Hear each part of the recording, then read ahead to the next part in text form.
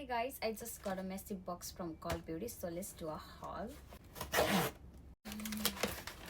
Okay, फर्स्टमा चाहिँ यो केरास्टेसको एलिक्सर अल्टिम सिरम छ हैन। यो चाहिँ एकदम साइनी गराउँछ अनि बिफोर हेयर ड्राई स्टाइलिङ गर्दाखेरि चाहिँ यसले चाहिँ हिट प्रोटेक्टको काम गर्छ क्या। यो चाहिँ मेरो थर्ड बोतल हो, एकदम राम्रो छ क्या यो पनि। यो चाहिँ चार्लोट टिलबरीको हो हलिउड फ्ललेस फिल्टर भन्ने।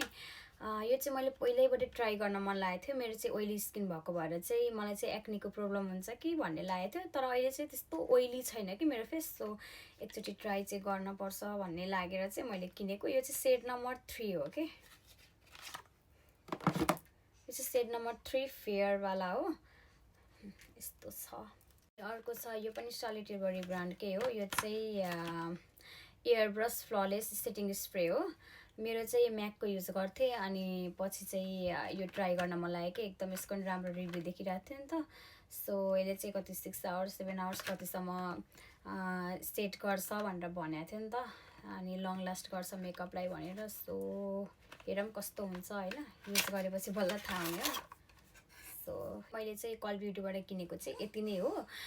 लाइक यो सेफोराहरूमा पाउँछ नि हो, त्यो ब्रान्डहरूको सामान किन्नु छ भने लाइक हुन्छ नि काइली कस्मेटिक्स भयो, अनि चार्लोट टिलबरीको भयो, हुडा ब्युटीको, अनि अरू छ नि फेन्टी ब्युटीहरूको समथिङ यस्तो किन्नु छ भने चाहिँ के अरे यो लुक फ्यान्टास्टिक अर यो कल ब्युटीबाट किन्यो भने चाहिँ एकदमै फाइदा हुन्छ।